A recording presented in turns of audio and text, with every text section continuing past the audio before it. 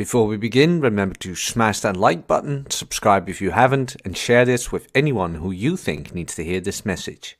Also, if you want to support the channel, you can become a member and you will get access to weekly Q&As and the exclusive CoffeeCast podcast where we'll answer those questions. Now that we've had that out of the way, let's begin. Hello. My humble apologies. I have sent Charlie the link, and I have not received word from Charlie yet. The time he and I agreed upon was 36 minutes ago. I haven't heard from him yet and decided to go live anyway because you guys have probably been waiting. Apologies. You know what? Smash the down button.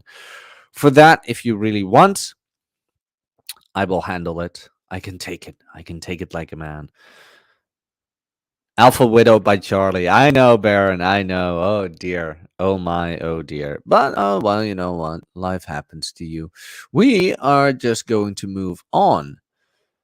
So, this is probably not going to be a very long show. Because I could do Corporateland Part 2. If you haven't seen Part 1, please go back to that. We are discussing Uncle Vaz, his Corporateland series. So if you're into that, go check that out. Hey, Horden's here as well. Hello, Horden. Good to see you. So here we go. Share screen. I do have Corporateland in front of me, so I mean, why not? Let's just do Corporateland. How to handle salary negotiations. Let's see. I want this one. Do we want background music?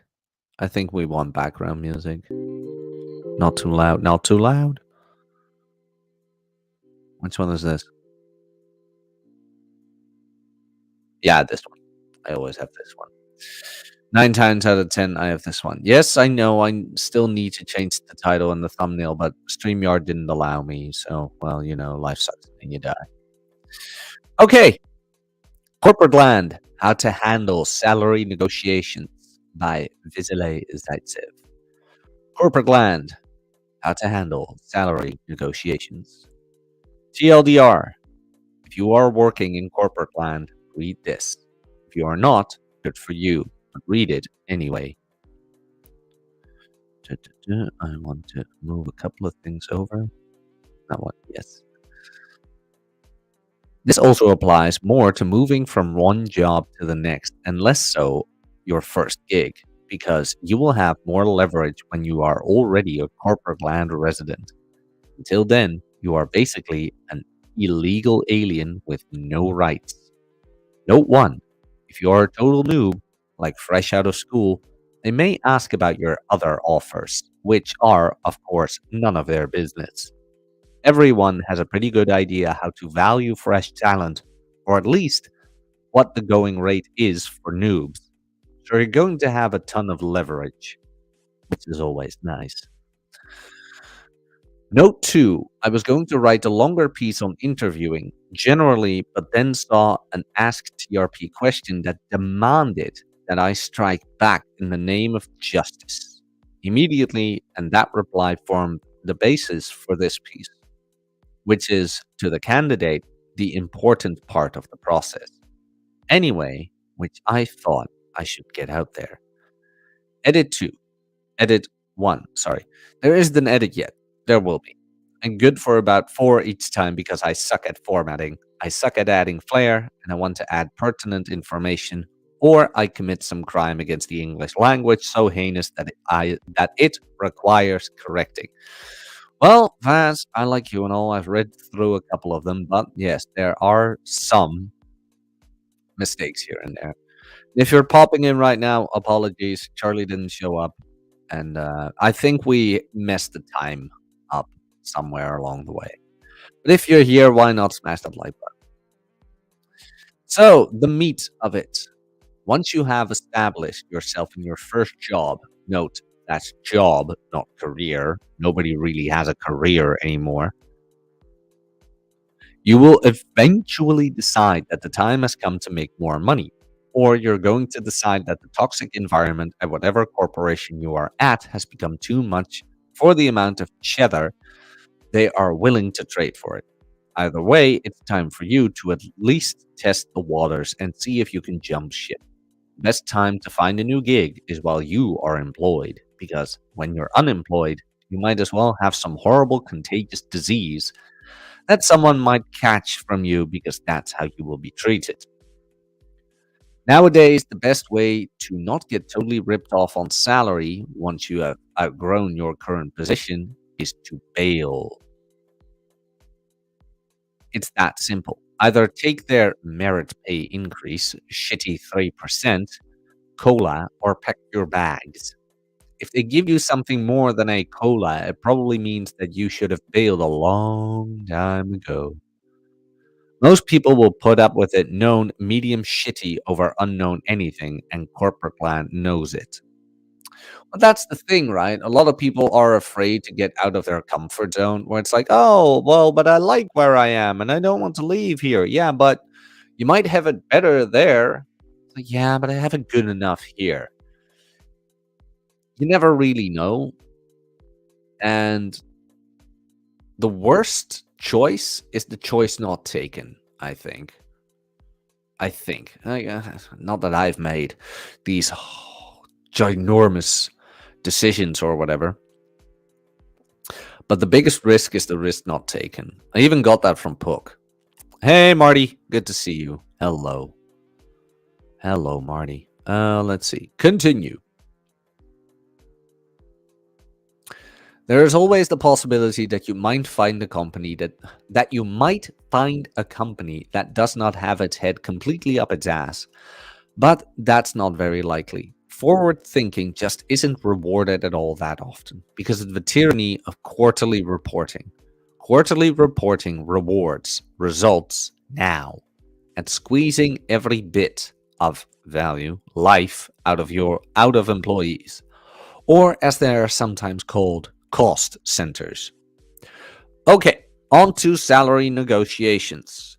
Here is one total hard and fast rule, no matter what anyone tells you. Never, ever, ever tell them what you are making now. Never, ever, ever tell them what you are making now. For a last and third time, never, ever, ever, ever tell them what you are making now. Don't. Got it? Good. Now repeat that to yourself 1,000 million times. If you are asked this in an interview, imagine that I am sitting next to you, telling you that I will bash you over the head with a sledgehammer until you are no longer with us, thus taking your worthless self out of the gene pool. Then I will... Jesus. I will undo myself of unneeded bodily fluids on your deceased being. And I will be right in Minecraft. Thank you, YouTube. Whatever reason they give you for needing to know your salary history is bullshit. How so?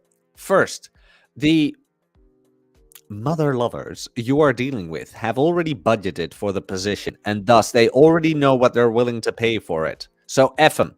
They're just trying to screw you, which 9 times out of 10 is true. What's the worst they can do? Fire you? I've had that once at a summer job. I needed a new hi-hat, and I was in between school years, and I was like, oh, you know what? I'll just get a quick job somewhere and blah, blah, blah. And my pampered, spoiled ass worked there until I got the amount for the hi-hat. And then the last day I was like, oh, you know, because it's a Dutch tradition that you bring like baked goods when it's your last day or whatever. I'm like, hey, this is my last day. I'll get some baked goods. And I left at 8 and I didn't come back until like 11. Even though like the working day was, I don't know, like till 4 or something. And one of the workers was like, well, you can't do that. You've been gone for 3 hours and blah, blah, blah. I'm like, yeah, what are you going to do? Fire me? It's my last day. Fuck off. He just looks at me like, I'm like, yeah, whatever. I got what I wanted. Bye. Don't do as I do, please. It was horrible behavior, and looking back on it, it was spoiled, bratty millennial behavior, and they should have just sent me off the premises right then and there. But on the other hand, people have been probably fired for less who needed the money harder than I did. But oh well. How so? Oh yeah. Oh, and it's going to be the people who don't want to tell you what their proposed salary range is that are the most insistent that you tell them, blah, blah, blah, blah. F them. They are just trying to screw you. Are you sensing a theme yet? Sometimes you get some story about managing equity in the department. In other words, they expect you to be bound by someone else's shitty negotiating skills. Gender pay gap. Anyone. For 500, Alex. Gender pay gap. Let's go.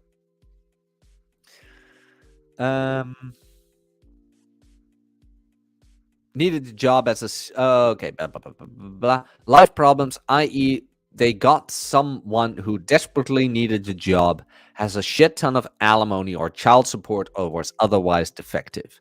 This is not your problem. Keeping some simp who took less than he was worth happy is their problem, not yours. Your job is maximizing your own income so you can pop bottles and bang broads on the weekend. Well, say whatever you want, but Vas got his priorities straight. Another variation is if they give you some bullshit about how we needed to evaluate your candidacy. That's bullshit. They're just trying to get you to give away all your power and let them know how cheaply they can get you. I asked an HR drone how exactly they needed it to evaluate my candidacy. Tell me what they have budgeted for the position, and I will evaluate my candidacy for them. What they need to evaluate your candidacy is your resume. Yeah, what they need to evaluate your candidacy is your resume, an understanding of your talents and accomplishments, and a face-to-face interview to see if you have a second evil head growing out of your shoulder. That's it. Oh, and a background check to be sure that by graduate school you didn't mean prison. It could happen. Governor Megatron. That's my number one thing now, but as I've discussed elsewhere with you and with my dad this past weekend. Oh, nice. He's steering me the right way with getting out of that comfort I don't need to be in yet. Well, that is a thing, Governor. That is a thing. And I do miss you. We miss you in our Discord. It's like, Jesus Christ, where is he? I told you, like, this past weekend, I needed you, Governor. I needed you. It's like, holy shit, have you seen the new season? Have you seen the new season? It was amazing. I wonder why anime is beating Western comics. Well, I don't. I can tell you right here and right now. Also, they probably think that your previous employer had your value pegged about right. Why they would think this when they suck at it is beyond me. But I can tell you for sure that HR departments are hardly overflowing with talent. As I said in my initial Corporateland post, they are basically the elephant's graveyard for people with no fucking talent. But Uncle Vasia, you say, what if they ask 3 times and won't continue my candidacy if I don't tell them? Do not tell them. And don't ask questions that make me look around for my sledgehammer. Now all of a sudden Uncle Vas reminds me of Robert Baratheon for some reason, but less fat. Here's the deal. Any place that is this insistent is going to suck to work at. How can I tell? Because even their HR drones suck more than usual. Oh, and here's another rule. Any place that demands W-2 or 1099 verification is going to suck so bad that they might as well have had an Arbeit macht frei sign over their entry. For people who don't know, Arbeit macht frei was the text that was above the gate of Auschwitz. So yeah, they probably, and if you don't know what Auschwitz is, I don't know what to tell you. They probably will follow you around after hours to see if you're violating the company's no sluts rule. And don't give them a range either. It can work out badly for you in a number of ways. 3 things can happen, and 2 of them are bad. Maniacal football coach and pugilist's Woody Hayes on the forward pass. Let's say you are making 160K. I know, but the numbers are made up and the points don't matter. Comprised of 90K salary and a 70K bonus. Assume that the company where you are applying has budgeted the position you are applying for at 120K to 140K. If you say, I earn a package worth 160K, then you've priced yourself out of it, which is probably a good thing. But maybe you're willing to take 200K, a $200,000 pay cut to get away from your soul-destroying boss or something. This is just an example to keep the OCD under control. If you say, I earn a salary of 90K, not including bonuses and benefits, then you are some loser who isn't qualified enough for the position. Otherwise, you'd be making more. No, you don't. No, you don't, Governor. No, it's so bad. And not like the power glove. Now, should they ask what your bonus is? Well, this is a trick question because you never should have told them your base. But the secondary answer is yes. But HR is not known for having creative thinkers. It is known for having checked the box morons who just want to be done with you and go back to 9-to-5 coffins. Now, at some point, you may run into a hot chick in HR. They're usually very junior and will do things like show you to the conference room where your interview will take place, or fetch coffee for you. This is so weird, but every time I had a job interview, and it was with a girl, and mostly one of these just hired ditzes from HR or 24, 25, I would always get the job. And every time there was some middle-aged boomer guy there was always pushback. It's like, no, I don't want him. And I'm like, well, I wonder why. It's like, Jesus Christ. Like, every time. Because, like, you got to remember, most of these girls from HR get guys in front of them who don't know shit and just want the job and want the money and blah, blah, blah. They don't see a girl in front of them. They see a job in front of them. And every time I had a job interview, I was like, oh, this is a very attractive woman, actually, and blah, blah, blah. And I really don't care about the job, which is weird. But if you guys remember this story, this is a couple of shows back.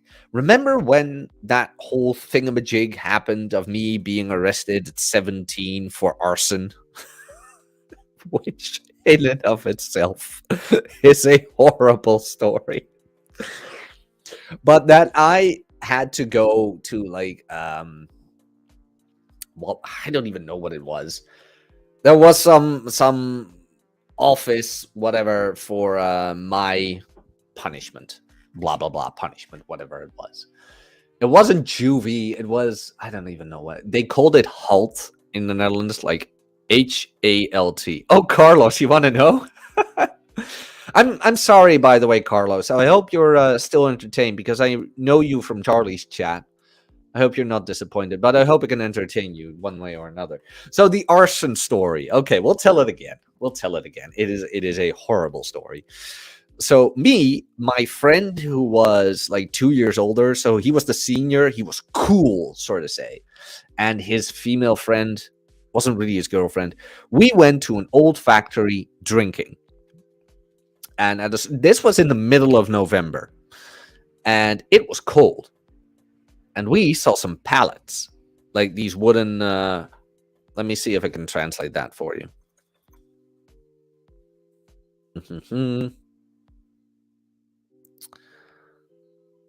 Yeah, pallets. It's the same word. These wooden pallets. And my friend was like, you know what? We'll just set those on fire and we'll be warm. You know, fire makes heat. So we did that. And the horrible thing was, even though we were warm, all of a sudden, we heard sirens. Apparently, somebody saw the smoke coming up from the factory. And they were like, oh shit, that factory is on fire. My friend heard the sirens. He looked at us. He was like, run. So we ran out of the factory.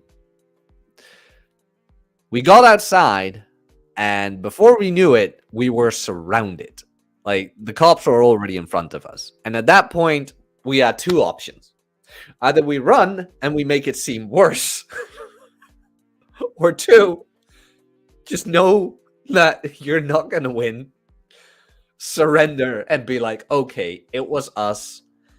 We didn't want to burn the factory down or anything. We were just sitting here. We were drinking and we were cold, and that was it. So we did that, and we were very friendly towards the officers because, believe me, you don't want to be a tough guy towards a guy in office. It's like, don't. So we explained it like, hey, it was us. There's nothing going on. It's on the second floor. It's in the middle of the room. It's not near anything highly flammable. And the officers were actually pretty friendly. They were like, well, okay, that's good. Thank you for helping us out. Thank you for being cooperative. But, you filthy little hooligans, you're coming with us. And I'm like, shit. So they put us in the back of the police car. And one of these officers showed up. He was standing in the door. And he's like, you guys comfortable? And me, with my, with my social personality, go like, well, actually, it's pretty comfortable. It's way more comfortable. And my friend just punches me. It's like, shut the fuck up. I was like, oh, but he's so nice. He's like, shut up. Okay, fine. There was only one problem, and it was a huge problem. Because, my dear friends, you would have been asking me, like, why weren't you, like, scared to hell for the police? Mind you, I was 17 back then. I was 17. You'd think the police would scare the crap out of me. You think the thought of juvie would scare the crap out of me. A permanent mark on my record, whatever would scare me. Oh, no. No. I had a far, far greater fear. There was a far worse situation playing at home. Because not only did I get arrested for arson, quote unquote, it was on the night of my father's birthday. Yeah. That little skerfuffle happened on the night of my father's birthday. And I remember very well that they called him in the middle of the night. And they told him, well, Napier Sr., we got your son. And the only thing he said was, you can keep him. And he hung up. 2 a.m. in the morning. You can keep him. He was so done.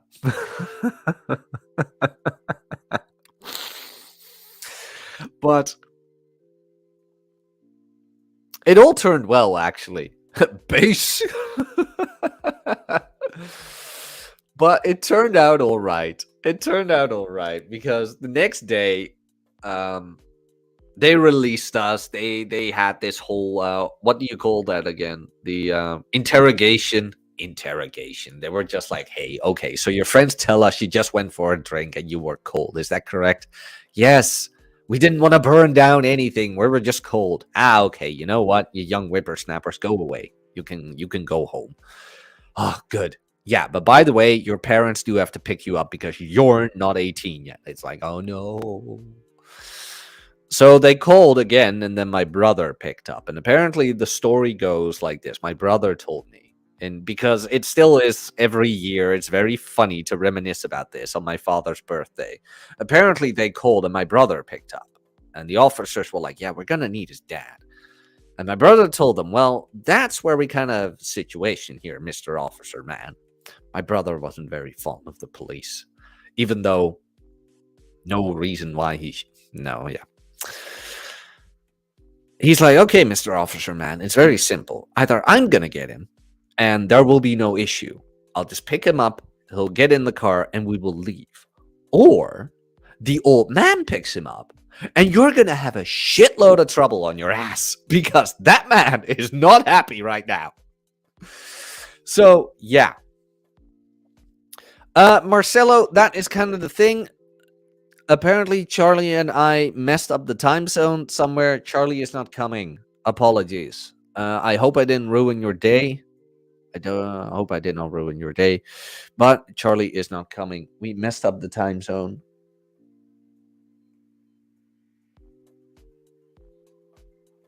So we'll do that later. We will do that later. So back to the story. My brother picked me up. No, it's okay, Marcelo. Enjoy your day. So my brother picked me up. And I walked out. And he was standing there with a shitting grin, like ear to ear. I'm like, you can't laugh about this. Like, you were caught for like something as well. Also, one night, he got drunk with friends or something. And he's like, yeah, but you know what the difference was? That wasn't on his birthday. And he just stood there laughing. He's like, oh, you are fucked. You are so royally screwed. Like, oh, no. I'm like, well, you're not wrong. So I got in the car. My brother drives to the house. And I didn't have but a foot out of that car and he drove off. Like, I opened the door, put 1 foot outside, and he just, boom, he was gone. I just almost fell on the asphalt, like how fast he went. So yeah, I had to face the worst thing of my life. But okay, that ended well. I got inside. He wasn't there. And why am I wrapping this up a bit? Because that wasn't the part of the story. The meaning of the story will come later. So he gets home. I hear him coming home. I go to meet him. And I'm like, Dad, I can't. And he was packing the fridge and he just threw the door of the fridge closed. He just like slammed it. He's like, what the hell do you have to explain? And that was just the most terrifying moment of my life, where it's like, oh shit, I don't know what to do right now. I just kept silent. I just let him yell, let it be. And I don't even remember how that ended. But okay. Police, however, since it was private property, wasn't done with me yet. So, an institution, thank you, that's the word. So, I and my dad had to go to this youth institution that deals with these things. So, okay. We walk up. My dad looks at me, he goes, shut up. You don't say a word. You don't say a word. So the guy from the institution comes up. Oh, you must be the Napiers and blah, blah, blah. And my dad just shakes it down and is like, yeah, blah, blah, blah. By the way, I hear an accent. Are you from this and this province? Why, yes, sir, I am. How could you tell? Well, you know what? Blah, blah, blah, and this and that. And what part of the province are you from? Oh, well, I'm from this part of the province. And, and my dad's like, you are from that part? I grew up in that part. And they had entire conversations about the province of Groningen. Like, what the hell? That went on for an hour and a half. All of a sudden, the guy's like, oh, why are we here again? Oh, yeah, you. He looked at me. He looks at the charges. He's like, really? This is what you did? Why are you here? And my dad just looks at him like, I don't know. They told me to come. I'm like, that's your job. He made a laugh out of it. And the guy just looks at me. He's like, you know what? Do 6 hours of community work and be gone. Oh, by the way, Mr. Napier, it's an absolute pleasure meeting you, a fellow Groninger. It's like, what the hell happened here? And we walk out, and my dad looks at me. He's like, that's how you do it. I'm like, what? He's like, that's how you do it. And that is the day I learned a valuable lesson. And this is something Venkatesh Rao goes in as well. It's not Venkatesh Rao. Uncle Vas goes in as well. Where it's not the person. It's not the job you're coming for. It's the person. Get to know the person. Get the person to like you. And the job will come. Just get to know them and you'll get what you want. But you have to be sincere about it too. Moving on.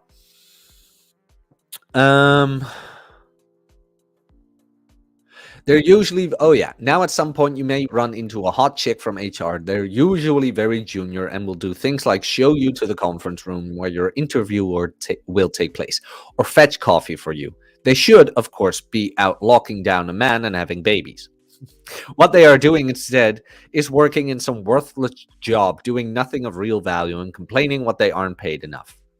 They've bought into the big lie about girl power and will work that shitty gig until around 28 or 29. The first stirrings of rebellion escape from their uteri. Who cares? The Romans are all dead because they fucked up by rotting from within and lay siege to their brains. Why these chicks don't figure out sooner than all of the women telling them how wonderful being an independent career woman, read loser, is so awesome are all single. Post-war, no man having cat colony owners is beyond me. But I digress. Thank you, Vaz, for that segue. How to handle the salary question. Me looking at the chat. Okay. As an initial matter, if you are applying anywhere that requires an application and some corporations are still stuck in the 1950s in this way, leave the salary history bit blank or put a, what are those called again? Quotation marks there. It's none of their fucking business. When you get asked in an interview, answer this way. Once you have decided I am the right person for the job, I am sure we will arrive at a number with which we are both happy. Really, this should be the start and the end of it, but it likely won't be. Nevertheless, you should stick this position, i.e. that discussing salary is premature at this stage. If you want some comfort, tell them to tell you what they have budgeted for the position, and then you can decide whether it's worth your while to continue with the process. Early in the process, let's keep an open mind on that for now. If they press, use the line above. I had someone say to me once, I understand what you're trying to do. Good, I thought. That means you're not retarded. And there goes the monetization. You can also point out that if you and I were playing poker and I said, hey, how about you show me your hand while I keep mine hidden? Would you? I'm going to go with no on this, and you'll be right. My sincere apologies, by the way. I didn't even post this in the chat. Hyphen. Thank you, Baron. Here's the actual post. You can read with me if you want. And real quick, Charlie just contacted me. Apparently, he had a phone call. Okay. Shit happened. He had a phone call coming in, and that's why...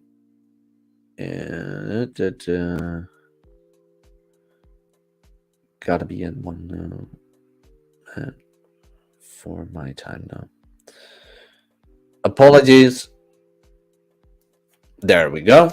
So that's why Charlie could make it. He had an emergency phone call coming in that got longer than he expected. So I asked him if he wanted to do Thursday. So that problem is solved. Moving on. Things I have actually said. I negotiate for a living, which I do. I have actually answered this question. You should disqualify me from further consideration. I am not interviewing for my last current job. I am interviewing for this job, which has more and different responsibilities. I'm a lawyer. How much do you have? Do I look like a beautiful blonde with big tits and an ass that tastes like French vanilla ice cream? Holy shit. No, then why are you trying to fuck me? Nice. Good luck and go learn to be an entrepreneur. I need the consulting fees. If I ever get into consulting, that is. Edit 3. I have stuck to negotiation of salary here. There can be other elements of compensation, of course, but in my biz, the bennies are going to be relative the same, and I view the raison d'entrée of my corporate job as funding my lifestyle, i.e. letting me bang bitches and pop bottles on the weekend, or in some exotic locale. Everywhere as a 401k. I doubt a dental plan would be a difference maker, and guys getting stock options don't need my help. You can always ask for more time off. That's the only other thing I care about. But in my case, I stopped going into the office about 7 years ago and haven't been fired for it yet. Oh well. They pretty much let me do what I want, so long as my work gets done. Also, for some folks, titles are important. Since the Phoenicians, Venetians invented money, there's only one thing I care about in terms of compensation. These are mostly footnotes. Conclusion: do not ever disclose your salary history. Do not ever mention a range. Always make them put the first offer on the table and go from there, or I will hunt you down and destroy you and everything you love. Aren't those kind finishing words by our Uncle Vas? Yeah, Ovid. Very funny. This forehead. Yeah, what I thought about it a while back. Like, I could make a joke out of this. Like, instead of 6-pack abs, like 6-pack forehead or something. I don't really care. I got a nice forehead. It mixes well with my bright blue eyes. At least I don't have a mullet. Kidding. I'm glad I got to know Ryan. And all the other guys in here. So here is the post of Venkatesh Rao. Sorry, Uncle Vas. Why do I keep saying Venkatesh Rao? That's the guy who wrote Be Slightly Evil in Tempo. I am so sorry. It's a man. I know. He is kind of setting himself up for it, but oh well. Nah, come on. In all honesty, Lane, he knows this. He does have the best content. The most productive, value-providing content. But don't tell him I said that. Just tell him I said he has a mullet. No, but okay. That was Venkatesh. Sorry, that was Uncle Vas. Jesus. Uncle Vas, Corporateland, how to negotiate your salary. I have good news. I have very good news. The Book of Puck audiobook, if my house doesn't get destroyed, will be done next Friday. I'm not even kidding.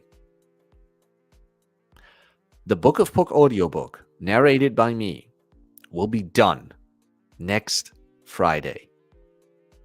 It took me 3 bloody years to get it done. But it will be done next Friday. And with that, I don't mean it will be done narrating. No. It will be done edited, filed, uploaded, and posted. Where will I post it? That is a very good question, my dear listener. It will be posted in the membership section. It started out as a project for patrons when I still had a Patreon, but now it's YouTube members. So I will be posting that thing in full as an audiobook for the YouTube members to download.